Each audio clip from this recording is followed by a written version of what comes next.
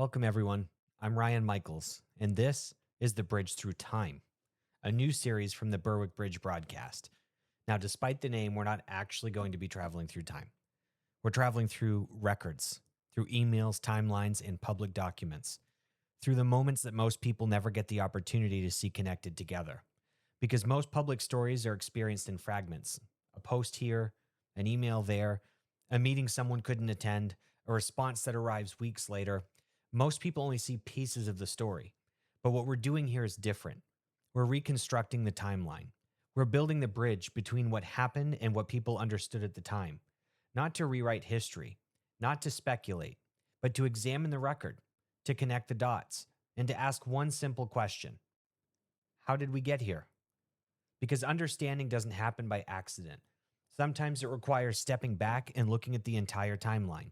And today's story is the perfect first episode because it's a story about timing. And timing is everything. Today's episode is called The Budget Discussion That Ended Before the Answer Arrived.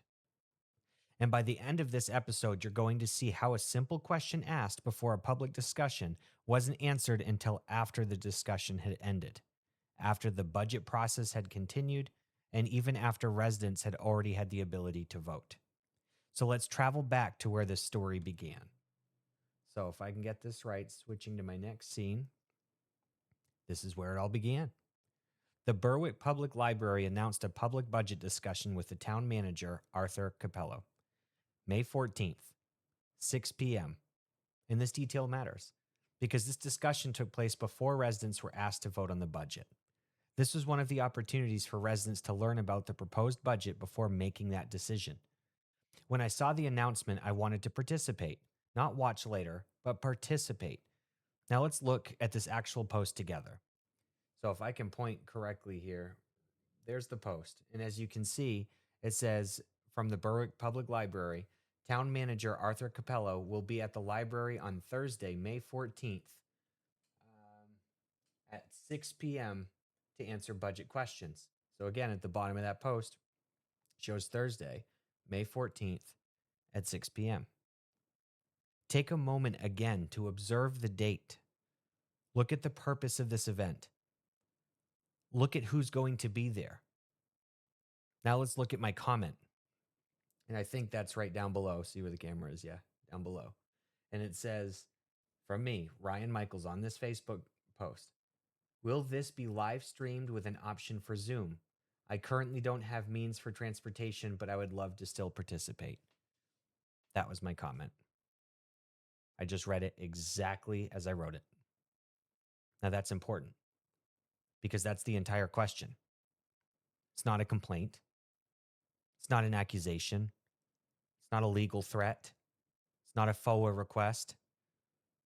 It's literally just a resident asking whether there would be a way to participate despite having transportation barriers. And notice something else. Before the discussion, while there was still time for the answer to matter, and that's where this story really begins, not with disagreement, but it was with a question asked in time. So going on to the next scene. I waited. The discussion got closer. May 14th arrived. The discussion happened, and I eventually received a response. And I want to show it to you because one of the principles of the Bridge Through Time is that we're not here to summarize records whenever possible. We're here to examine them together. So if I can point to this side, this is the first one over here. So let's start here. This is the first response I received from the library.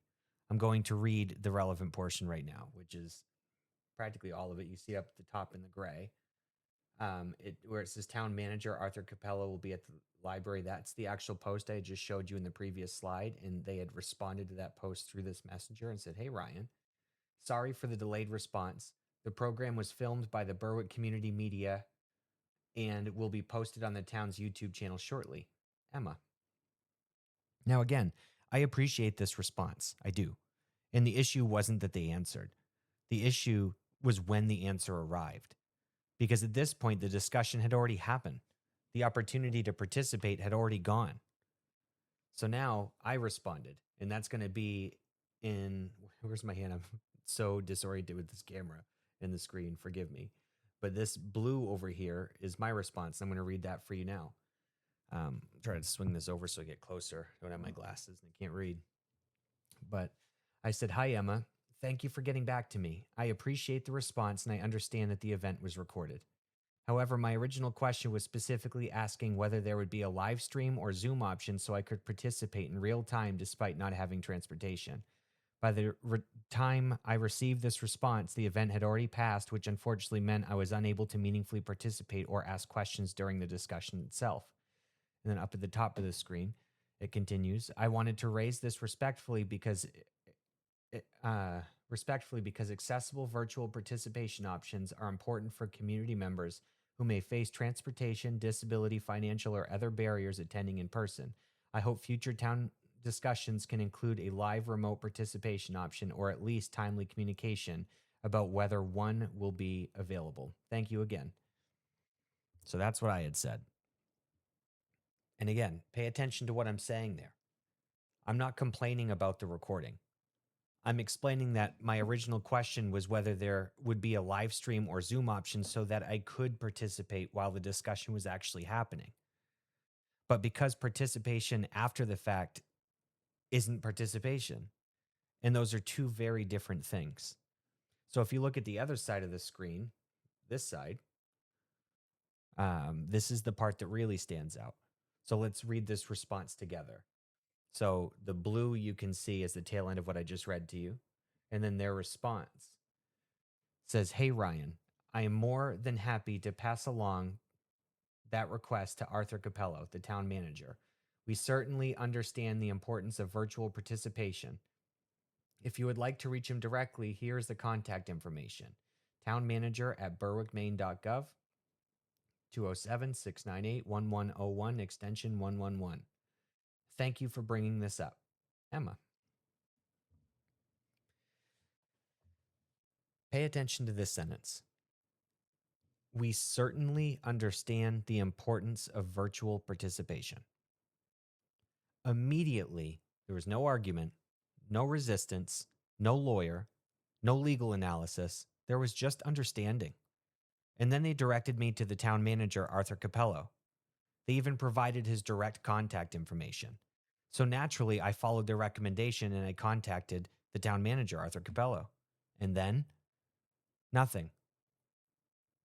Nothing. No response. The budget discussion had already passed. The budget process continued. And eventually, residents, including me, were expected to vote on the budget despite some of us never having had the opportunity to participate in one of the discussions intended to inform that decision. But eventually, an answer did arrive. The problem is that by the time it arrived, both the discussion and the vote were already behind us. So switching to the next scene here. Now this is where we're going to continue the journey through the timeline. Because eventually an answer did arrive, but before we discuss it, I want you to read it with me. So here's the email on the screen, as you can see. The first question, I'm going to read both the question and the answer exactly as written. So again, swinging my mic over here so I can peek a little closer. Question 1. Does the town have a policy regarding virtual access to public information meetings or community discussions? The answer from the town is, the town has no such policy. Now let's pause here. The town says that it has no policy regarding virtual access to public informational meetings and community discussions. No policy. That's important context moving forward. But let's look at the next question. Question 2. Was a live stream or remote participation option considered for the May budget discussion? The town's answer, no, it was not. Let's sit with that for a moment. Not rejected, not debated, not evaluated, not considered. Now, let's read the next question together. Question 3. If not, what factors led to that decision?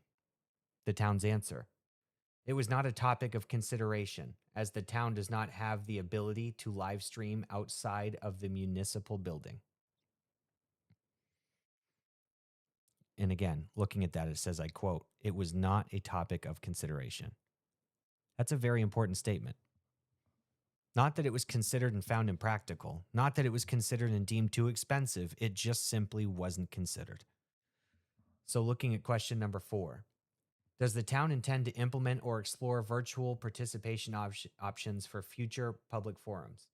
The town's response: the town is open to exploring that, subject, of course, to budget and technological considerations.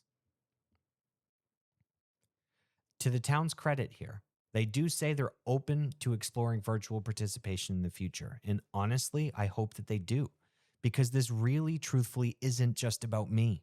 It's about participation, it's about accessibility, it's about making sure that residents have a meaningful opportunity to engage before decisions are made. But here's the irony: the answer finally arrived. And now you've seen it for yourself. Not my interpretation, not my summary, the actual answer. The problem is that by the time the answer arrived, the discussion was over. The vote was over. The opportunity was over. The answer arrived, but the moment when the answer mattered, it already passed. That's exactly why I called this episode the budget discussion that ended before the answer arrived. So lastly, last scene here. This is where we're going to end today's journey. Thank you for joining me on this first trip through the Berwick Bridge through time. And here, we don't rewrite history, we revisit it. We don't build narratives, we build bridges. And we follow the records, we follow the emails, and we follow the timelines. And together, we connect what happened to what people understood at the time. Because awareness begins where confusion ends. Understanding begins where the record begins. And sometimes the truth isn't hidden. Sometimes it's simply scattered across a timeline waiting to be connected. And if you found value in today's episode, I invite you to follow along as we continue exploring public records, timelines, and stories that deserve a closer look. Until next time, keep asking questions, keep seeking understanding, and remember, the shortest distance between confusion and clarity is a bridge built from truth. I'm Ryan Michaels, and this has been The Bridge Through Time. Safe travels.